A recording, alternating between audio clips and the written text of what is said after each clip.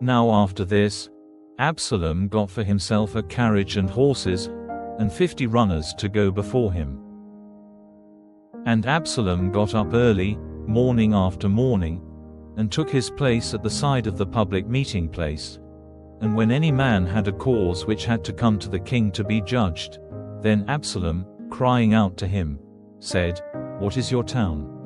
And he would say, "Your servant is of one of the tribes of Israel." And Absalom would say to him, "See, your cause is true and right, but no man has been named by the king to give you a hearing." And more than this, Absalom said, "If only I was made judge in the land, so that every man who has any cause or question might come to me, and I would give a right decision for him. And if any man came near to give him honor, he took him by the hand and gave him a kiss." And this Absalom did to everyone in Israel who came to the king to have his cause judged. So Absalom, like a thief, took away the hearts of the men of Israel. Now at the end of 4 years, Absalom said to the king, "Let me go to Hebron and give effect to the oath which I made to the Lord. For while I was living in Geshur in Aram, your servant made an oath, saying, if ever the Lord lets me come back to Jerusalem, I will give him worship in Hebron." And the king said to him, "Go in peace." So he got up and went to Hebron. But Absalom at the same time sent watchers through all the tribes of Israel to say, "At the sound of the horn you are to say, Absalom is king in Hebron." And with Absalom, at his request, went 200 men from Jerusalem, who were completely unconscious of his designs. And Absalom sent for Ahithophel the Gilonite, one of David's helpers, from Gilo his town, while he was making the offerings. And the design against David became strong, for more and more people were joined to Absalom. And one came to David and said, "The hearts of the men of Israel have gone after Absalom." And David said to all his servants who were with him at Jerusalem, "Come, let us go in flight, or not one of us will be safe from Absalom.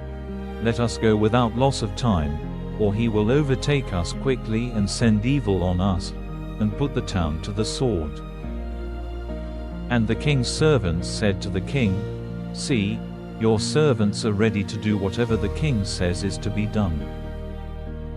So the king went out, taking with him all the people of his house, but for 10 of his women, who were to take care of the house. And the king went out, and all his servants went after him, and made a stop at the far house. And all the people went on by his side, and all the Cherethites and all the Pelethites and all the men of Ittai of Gath, 600 men who came after him from Gath, went on before the king. Then the king said to Ittai the Gittite, "Why are you coming with us? Go back and keep with the king, for you are a man of another country, you are far from the land of your birth. It was only yesterday you came to us. Why then am I to make you go up and down with us? For I have to go where I may. Go back then, and take your countrymen with you, and may the Lord's mercy and good faith be with you." And Ittai the Gittite in answer said, "By the living Lord, and by the life of my lord the king, in whatever place my lord the king may be, for life or death, there will your servant be." And David said to Ittai, "Go forward, then." And Ittai the Gittite went on, with all his men and all the little ones he had with him. And there was great weeping in all the country when all the people went through, and the king himself was waiting in the Kidron valley, and all the people went by him in the direction of the olive tree on the edge of the wasteland. Then Zadok came, and Abiathar, and with them the ark of God's agreement, and they put down the ark of God, till all the people from the town had gone by. And the king said to Zadok, "Take the ark of God back into the town. If I have grace in the eyes of the Lord, he will let me come back and see it and his house again.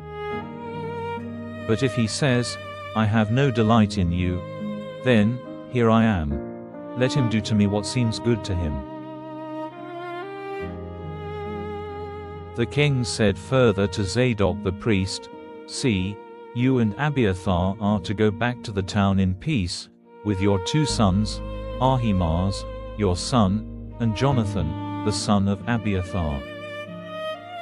See, I will be waiting at the way across the river, in the wasteland, till I get news from you. So Zadok and Abiathar took the ark of God back to Jerusalem, and did not go away from there. And David went up the slopes of the Mount of Olives weeping all the way, with his head covered and no shoes on his feet, and all the people who were with him, covering their heads, went up weeping. And word came to David, saying, Ahithophel is among those who are joined to Absalom. And David said, O Lord, let the wisdom of Ahithophel be made foolish. Now when David had come to the top of the slope, where they gave worship to God, Hushai the Archite came to him in great grief with dust on his head. David said to him, If you go on with me, you will be a trouble to me. But if you go back to the town and say to Absalom, I will be your servant, O king. As in the past I have been your father's servant, so now I will be yours. Then you will be able to keep Ahithophel's designs against me from being put into effect. And have you not there Zadok and Abiathar the priests? So whatever comes to your ears from the king's house, give word of it to Zadok and Abiathar the priests. See, they have with them their 2 sons, Ahimaaz, Zadok's son, and Jonathan, the son of Abiathar. By them you may send word to me of everything which comes to your ears. So Hushai, David's friend, went into the town, and Absalom came to Jerusalem.